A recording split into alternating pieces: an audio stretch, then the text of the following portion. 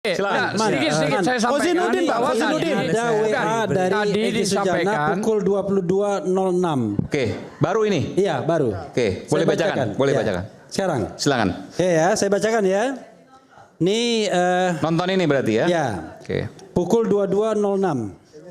Demi Allah, subhanallah wa ta'ala, saya ke rumah Pak Joko Widodo atas himbauan banyak pihak dengan segala kepentingan mereka. Itu semua saya tolak dari mulai 4 bulan lalu.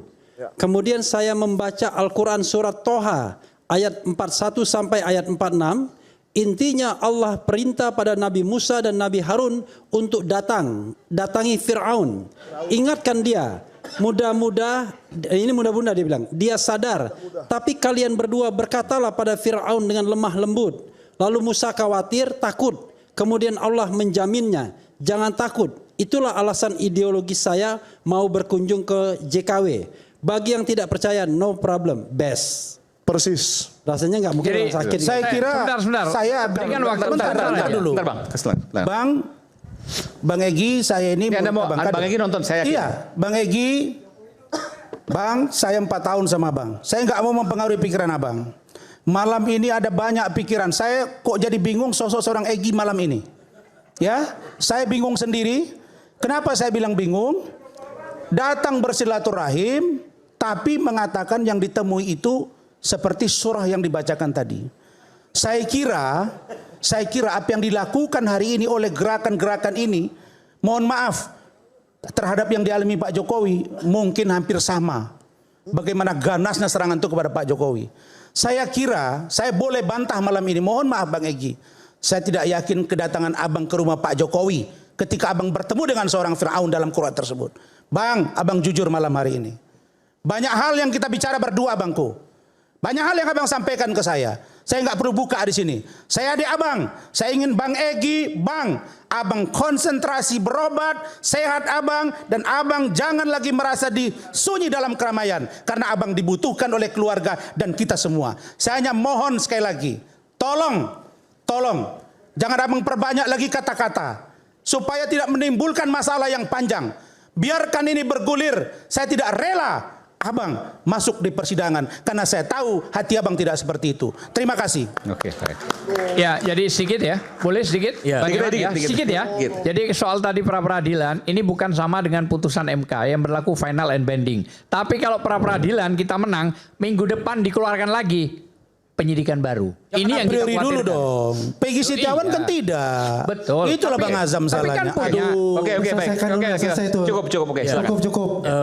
Pertama saya koreksi dulu tadi Bung Rasman ya, bahwa itu teori, prakteknya nggak begitu. Teori yang mana nih? Tadi dia sebutkan bahwa apa yang saya sampaikan itu adalah teori, Oh, oke. teori empirik. Saya bantah itu karena seluruh teori yang diproduksi oleh para ilmuwan itu basisnya peristiwa empirik.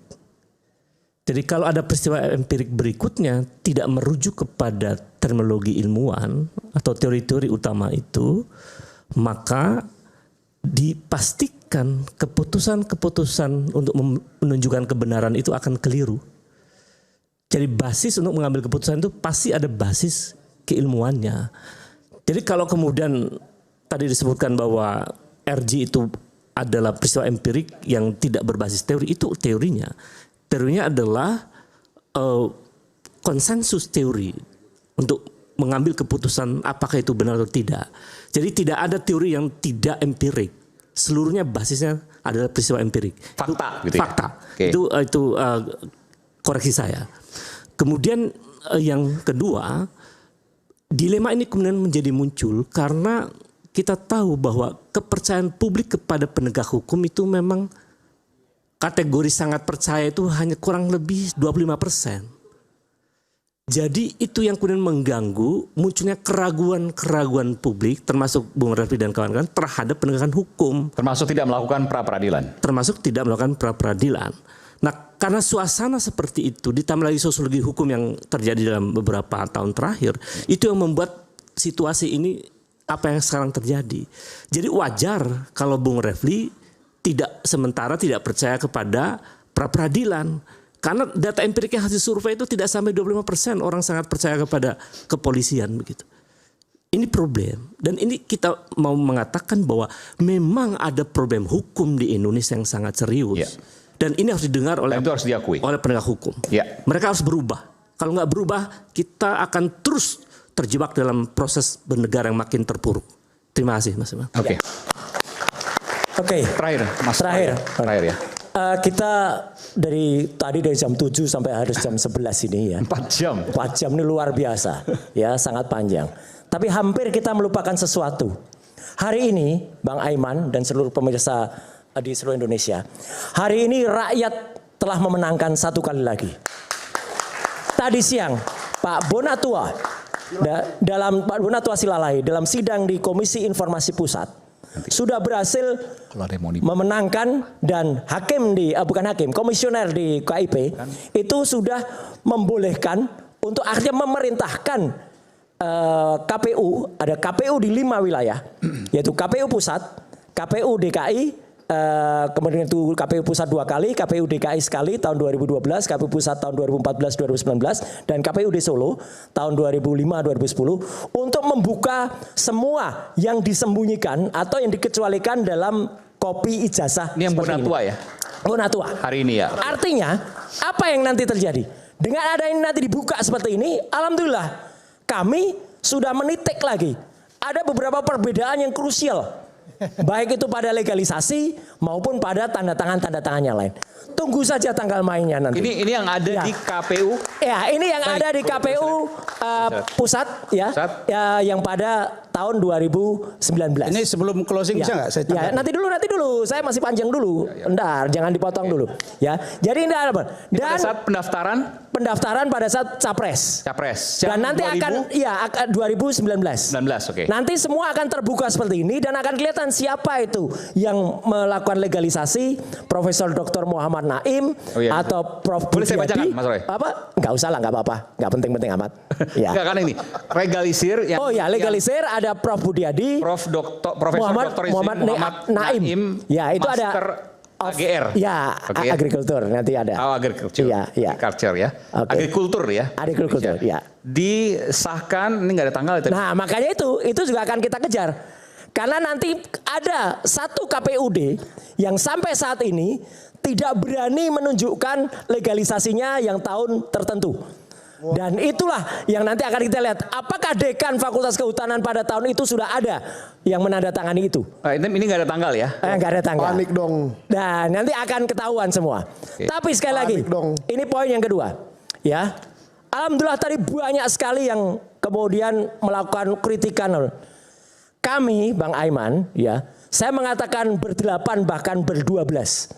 Ya, mulai dari Pak Egy Sujana, Damai Hairul Lubis, Bu Kurnia Triroyani, kemudian juga Pak Rizal Fadila, terus Rustam Effendi, saya Dr. Resmond dan Tipa.